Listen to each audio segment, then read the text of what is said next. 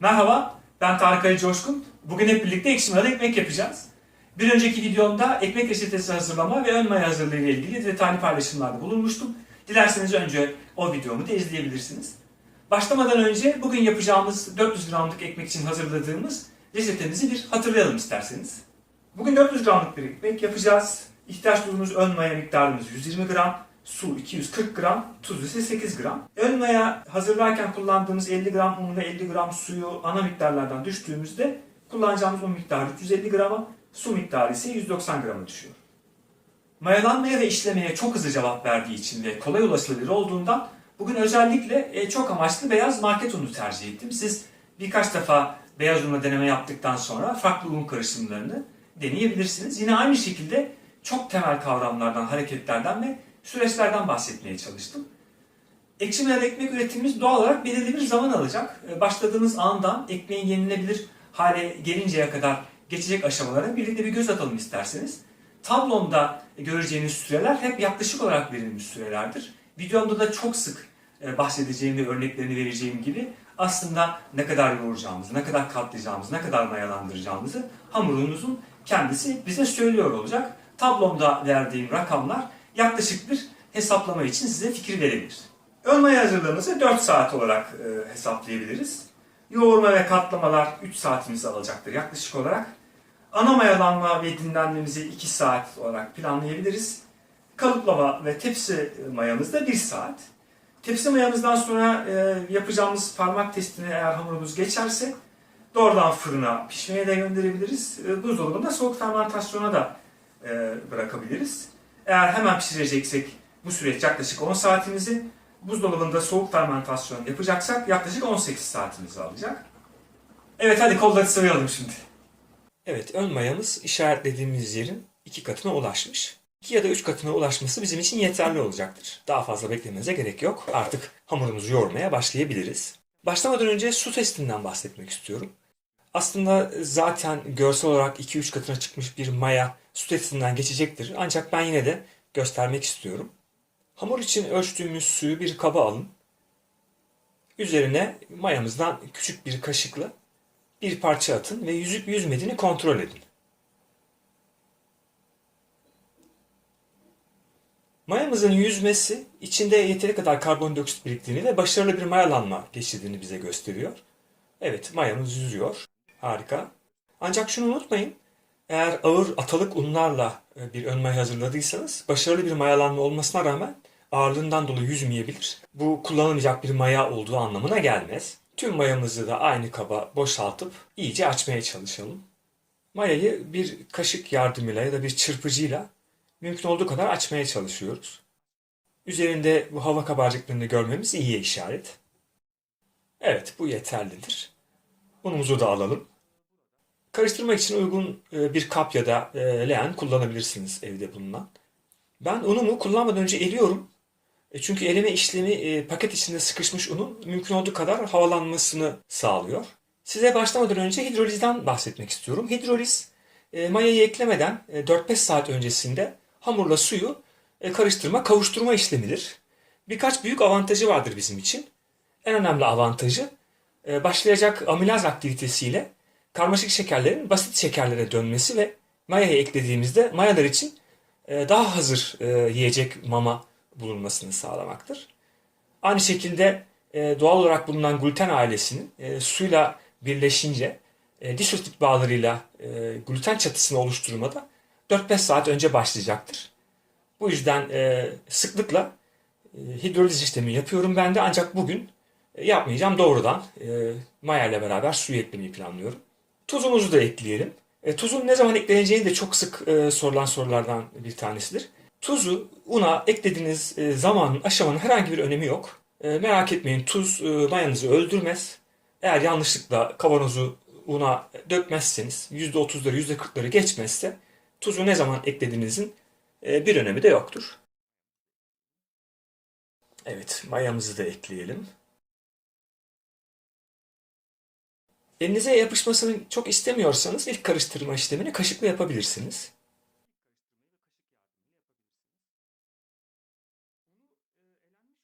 Evet, iyice karıştıralım.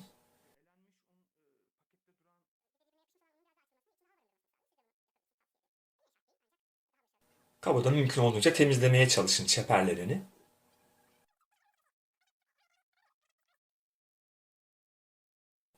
Evet, bu kadar karıştırmak yeterlidir. Artık tezgaha alabiliriz. Hamurumuzun tezgaha yapışmaması için un serpmek yerine ıslatmanızı öneriyorum. Çünkü ne kadar un serperseniz hamur onu alacaktır, emecektir ve sonu yoktur. Bir yerden sonra un miktarını ekleyecek kadar da un serpebilirsiniz farkında olmadan. O yüzden tezgaha ve ellerinizi ıslatmanız yeterli olacaktır bir fısfıs yardımıyla.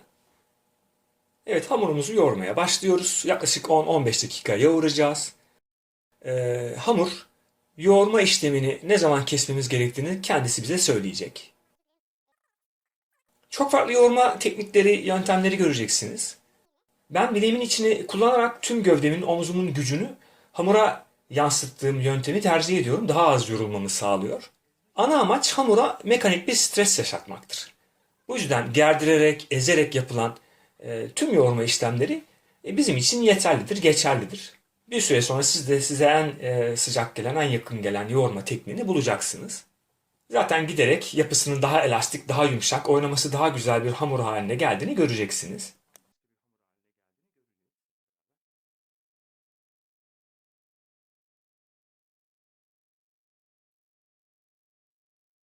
Gerdirme ve üzerine katlama yöntemi bu bahsettiğimiz mekanik travmayı, mekanik stresi yaşatmak için yeterlidir hamura.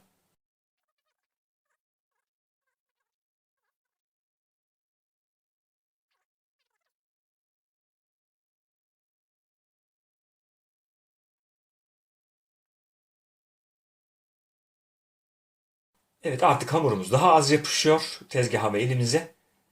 Şu anda yaklaşık 10 dakika geçti.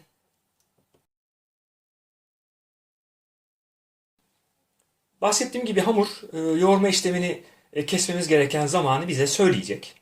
Bunu bize söyleyen gluten penceresi testinden bahsetmek istiyorum. Gluten penceresi testini şöyle uyguluyoruz.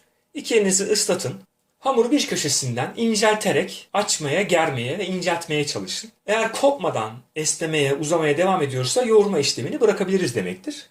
Evet, yapıyorum ben de. Yaklaşık 13 dakika oldu. Evet, hamurum yırtılmadan uzuyor, esniyor. Artık yoğurma işleminin sonuna geldim demek ki. Hamurumuzu şimdi 40-45 dakikalık dinlenmeye alabiliriz. Dinlenmeye almadan önce hamurdan küçük bir parça örnek alıyorum ve küçük bir cam bardağa koyuyorum. Hamurumuzda katlamaya, oynamaya devam edeceğimiz için ne kadar yükseldiğini göremeyebiliyoruz karıştırma kabında. Bu örnek iki katına yükseldiğinde artık katlama işlemlerini de sonlandırabileceğimiz anlamına geliyor ve tepsi mayası aşamasına geçeceğimizi gösterecek. Leğenin dibini hafifçe yağlamak hamuru yapışmasını engelleyecektir. Hamurumuzu da alalım. 40-45 dakika sonra ilk katlamamızı yapmak üzere hamurumuzu evin ılık bir köşesinde dinlenmeye alıyoruz. Evet, ilk yoğurmamızın üzerinden 45 dakika geçti. İlk katlamamızı yapabiliriz. Katlamayı kapta ya da tezgahta yapabilirsiniz. Ben daha rahat göstermek için tezgaha alacağım bugün.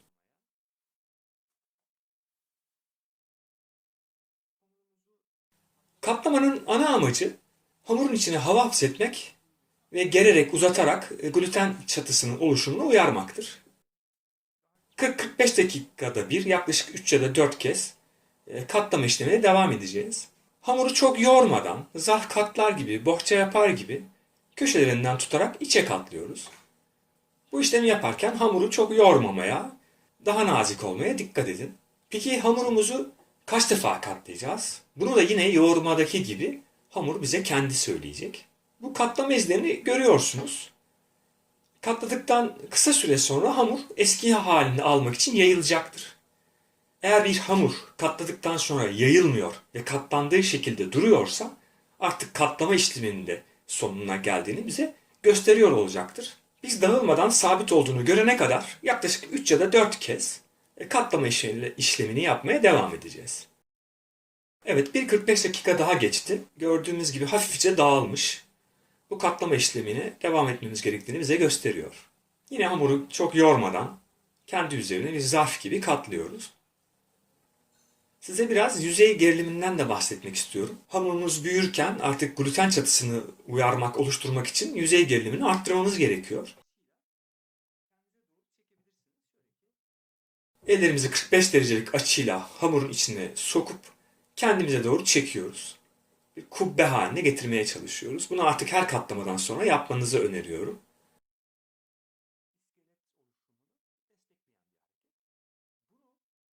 Yüzey gerilimi arttırma işini eğer hamurunuz küçükse böyle elde de yapabilirsiniz ama 1 kiloluk daha ya da daha büyük ekmekler için elde yapmak biraz zor olacaktır. Bu küçük bir hamur olduğu için elde de yapabiliyoruz. Evet, saatlerimizi yine bir kuralım 40-45 dakikaya ve beklemeye devam edelim.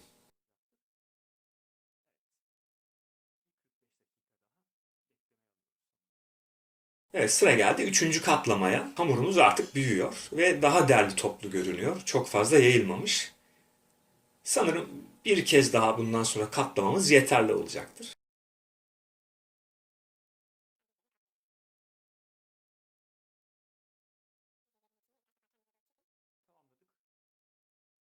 Evet, yine dinlenmeye alalım hamurumuzu.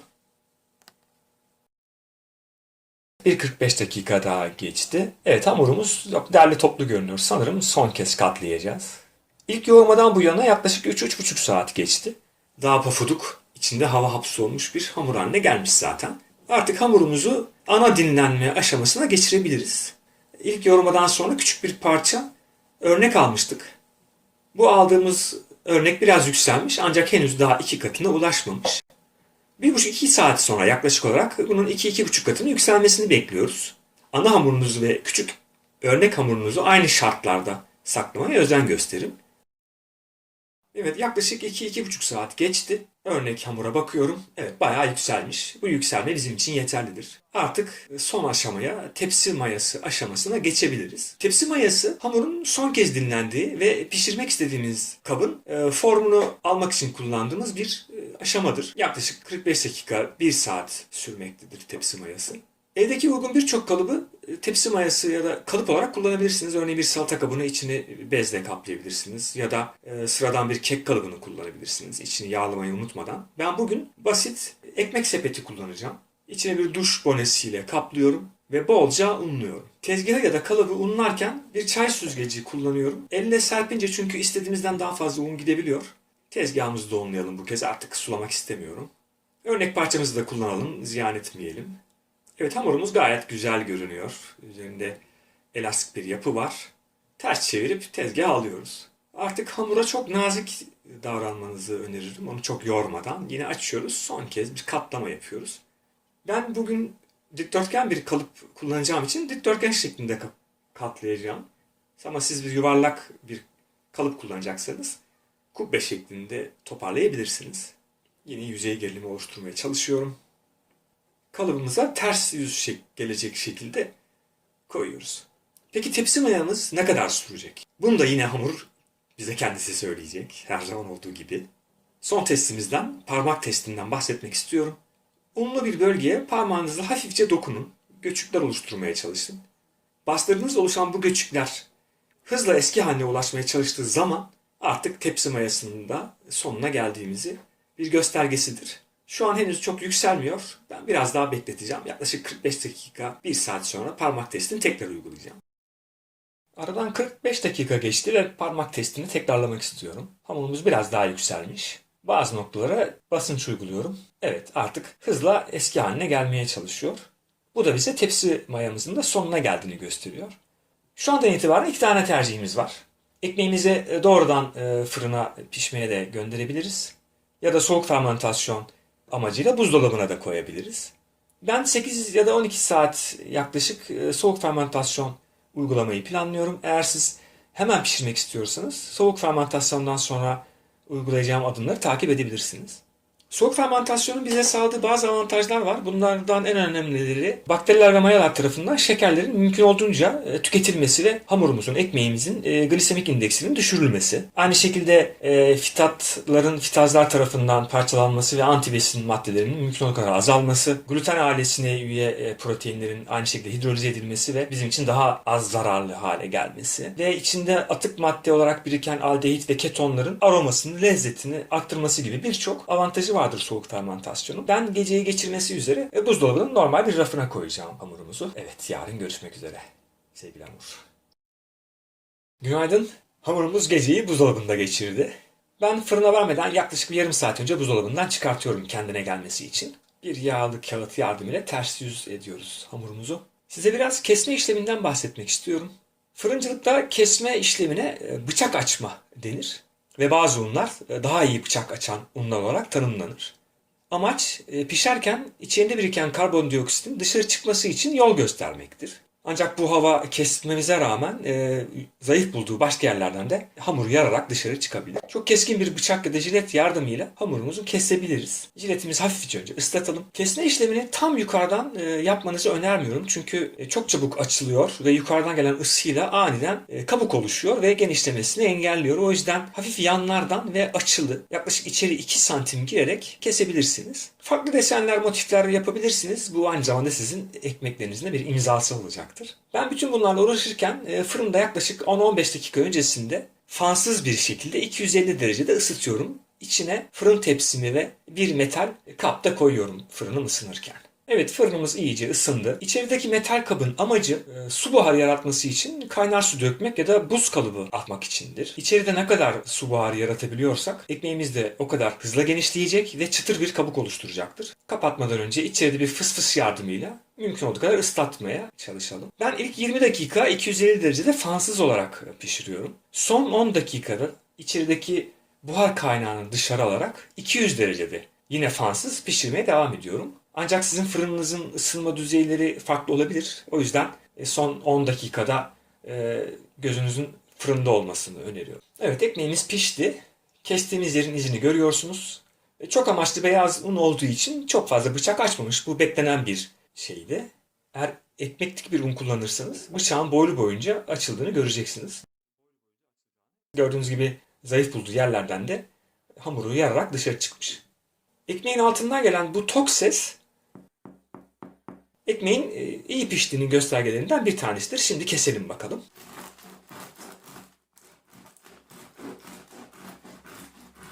Bu ses de iyi. Çıtır bir kabuk oluşmuş. İçeride gördüğümüz bu gözenekler karbondioksitin kabarcıkları dengeli dağılmışlar. Ekmeğimizin iyi piştiğinin bir başka göstergesi de ezdiğimiz zaman tekrar eski haline gelmesidir. Evet, şimdi çayı koyabiliriz artık. Evet, ekmeğimizi pişirdik. Elinize sağlık. Şimdiden afiyet olsun. Bundan sonra bir süre karşılaştırma videoları çekip paylaşmayı planlıyorum. Örneğin gereğinden çok daha fazla su eklenmiş ya da çok daha az su eklenmiş iki hamurun karşılaştırılması. Çok yoğrulmuş ve katlanmış ya da hiç yoğrulmadan, hiç katlanmadan mayalanmaya bırakılan iki ekmeğin karşılaştırılması. Hemen pişirilen ya da soğuk fermentasyona gönderilen ekmek karşılaştırmaları gibi. Eğer kanalıma abone olursanız ve bildirimleri açarsanız bu videolarım yayınlandığından haberdar olabilirsiniz. Beni seyrettiğiniz için teşekkür ederim. Görüşmek üzere, hoşça kalın.